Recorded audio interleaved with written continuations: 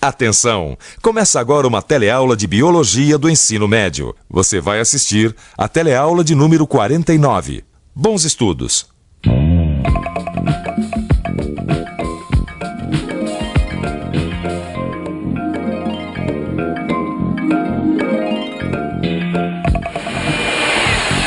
Pronto, mãe. Tá aqui o remédio da vovó. Ah, ainda bem, porque o remédio dela já está no fim e ela não pode ficar um dia sem tomar insulina. Eu sei, ela tem diabetes. Acontece que o organismo dela não produz insulina suficiente. Então a quantidade de açúcar no sangue fica muito alta. Aí já viu, né? Mas como é que é fabricada essa insulina vendida como remédio? Isso é o que nós vamos ver na teleaula de hoje. Nessa teleaula você vai conhecer o DNA, o material genético de todas as células dos seres vivos. Vai ver como esse DNA determina a síntese de RNA e, consequentemente, das proteínas. E, por fim, você vai ver que hoje já é possível introduzir genes humanos em bactérias, plantas e animais.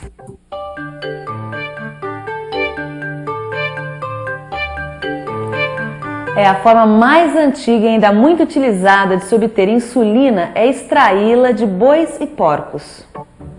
A insulina que o pâncreas desses animais produz é bem parecida com a insulina humana e exerce as mesmas funções no nosso organismo. Mas acontece que tem muita gente que é alérgica a essa insulina extraída de bois e porcos. Por isso que o homem teve que desenvolver um outro método para produzir insulina, a partir de bactérias. Para você entender direito como é esse processo, você precisa conhecer primeiro um ácido nucleico, o DNA. Primeiro o RNA, agora o DNA. Essa professora gosta mesmo de fazer a gente pesquisar, hein? Bom, o RNA a gente já sabe, né? Que é necessário para a produção de proteínas no nosso organismo. Mas e esse DNA, hein? Olha só, Renato. O RNA é sintetizado a partir de um outro ácido nucleico, o DNA, ácido desoxirribonucleico. Quer dizer então que o DNA é responsável pelo RNA, que é responsável pelas proteínas? O DNA é que determina qual a sequência das bases nitrogenadas do RNA. Assim como o RNA, o DNA também é formado por unidades. Uma unidade de açúcar, uma de fosfato e bases nitrogenadas. Mas ao invés de ser uma cadeia simples como o RNA, o DNA é uma cadeia dupla. Bom, as bases nitrogenadas que entram na composição do DNA são adenina A, citosina C, guanina G e timina T. A adenina, citosina e a guanina são bases que constituem tanto o DNA como o RNA. Já a uracila, só o RNA. E a timina, só o DNA. A ligação entre as bases nitrogenadas de cada fita de DNA é que mantém as duas fitas unidas, como uma cadeia dupla. Temos as bases nitrogenadas de uma fita se ligando às bases nitrogenadas da outra fita, para formar a cadeia dupla. A adenina se liga à timina e a guanina à citosina, ou seja, AT e GC. A cadeia dupla de DNA se mantém como uma espiral e em determinadas ocasiões, por ação de uma enzima, essas ligações se rompem. Nesse trecho, onde a dupla hélice está aberta, é que vai acontecer a síntese da molécula de RNA. As bases do RNA, que está sendo sintetizado, vão se unindo às bases do DNA, sempre seguindo uma certa relação complementar. Olha, Diogo, tem essa tabela aqui, ó.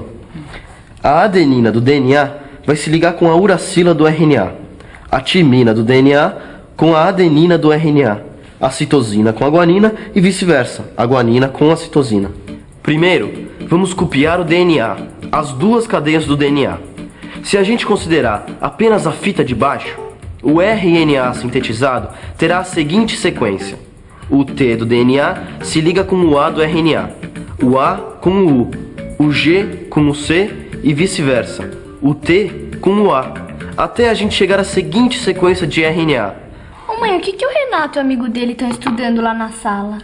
E hoje o assunto é fascinante. DNA. Vai virando aí. DNA? DNA é o material genético de todas as nossas células. É ele que contém todas as informações para a síntese de proteína que o nosso corpo produz. Você já ouviu falar em genes? Já, mas eu não sei direito o que é, não. Pois é, gene é um pedacinho do DNA que contém uma determinada informação para uma determinada característica. É isso mesmo. O gene é responsável pela síntese de uma molécula de RNA, que por sua vez é responsável pela síntese de uma determinada proteína. Quando o DNA sintetiza moléculas de RNA, a gente chama de transcrição. Agora, o DNA pode também se autoduplicar, daí chamamos de duplicação. A duplicação acontece quando a célula se reproduz. O DNA faz uma cópia de si mesmo e cada uma das moléculas vai para uma das células filhas. Na duplicação, eventualmente pode acontecer a troca de uma das bases, o que resulta na síntese de uma molécula de DNA ligeiramente alterada. O RNA sintetizado a partir desta molécula também terá uma base trocada. Em consequência, a proteína produzida por esse RNA pode ser alterada. A troca de uma base do DNA provoca a síntese de um RNA diferente, que vai produzir uma proteína também alterada. Quando isso acontece, chamamos de mutação. Eu sei que todas as nossas características são determinadas geneticamente. Como assim?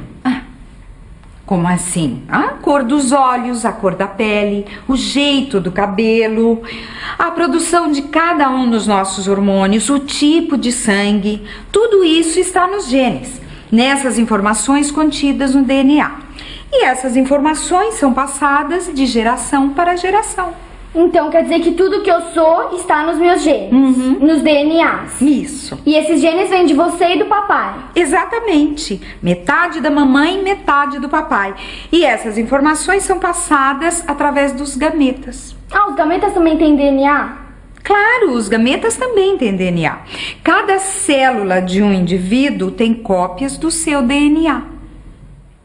As bactérias também têm DNA como material genético e produzem RNA para sintetizar proteínas. A bactéria da espécie Escherichia coli tem um segmento de DNA que possui de 4 a 5 mil genes. Além disso, essa bactéria tem porções circulares de DNA espalhadas pelo citoplasma, que são os plasmídios. Quando a célula da bactéria se multiplica, cada célula filha recebe cromossomos e plasmídios iguais aos da célula mãe. As bactérias se reproduzem muito rapidamente. A Escherichia coli leva cerca de 20 minutos para se multiplicar e produzir outras células. A cada multiplicação, todo o material genético é duplicado, inclusive os plasmídios. Os plasmídios não são essenciais para a vida da bactéria, por isso é que eles podem ser utilizados para a produção de proteínas que o homem precisa.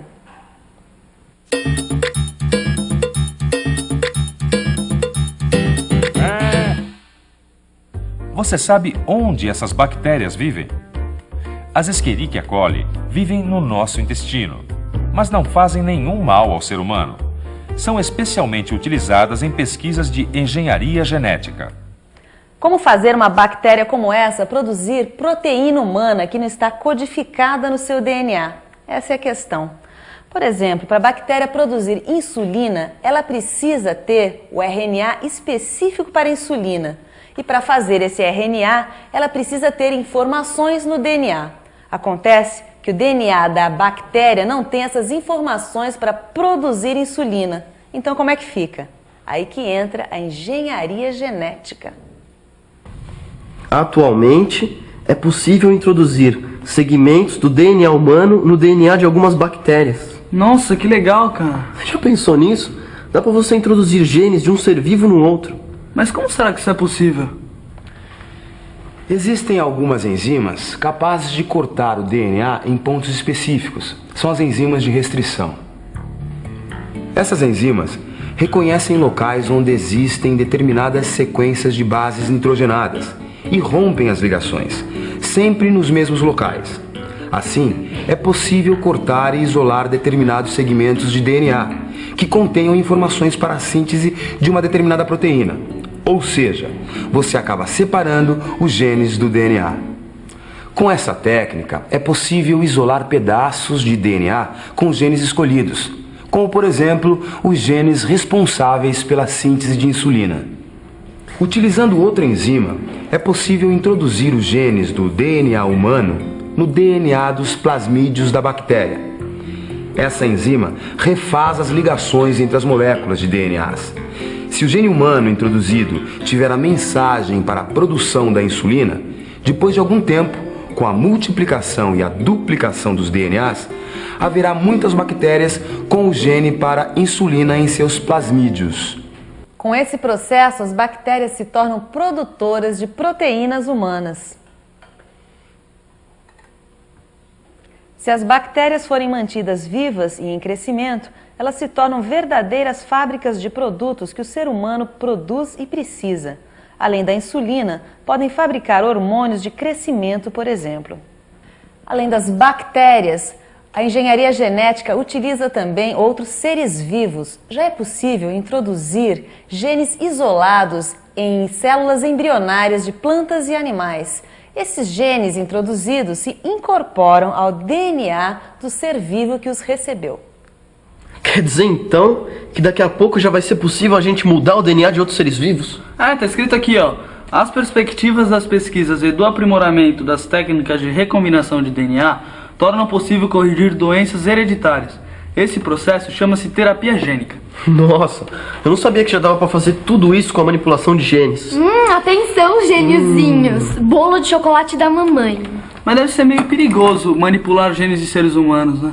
Bom, enquanto meu amigo Diogo aqui se preocupa com o futuro da biotecnologia, eu vou atacar esse bolo de chocolate delicioso. E você fica com a revisão. E atenção, se liga aí que é hora da revisão. Na teleaula de hoje, você viu que o DNA, material genético de todas as células vivas, é formado por uma cadeia dupla de açúcar, fosfato e bases nitrogenadas. Quando essa dupla hélice se rompe, podem acontecer dois processos. A transcrição, quando o DNA sintetiza moléculas de RNA que vão, por sua vez, sintetizar as proteínas. Ou pode acontecer também a duplicação, quando o DNA faz uma cópia de si mesmo. Você viu também que, nas bactérias, uma parte do DNA pode ficar em estruturas chamadas plasmídios, espalhadas pelo citoplasma das células. Técnicas de engenharia genética já desenvolveram processos que introduzem os genes humanos em bactérias e as transformam em verdadeiras fábricas de substâncias que o homem precisa. Não falei que essa teleaula era fantástica? Gostou, né? Se você gostou dessa, aguarde a nossa próxima teleaula. Será a última do curso de Biologia. Até lá!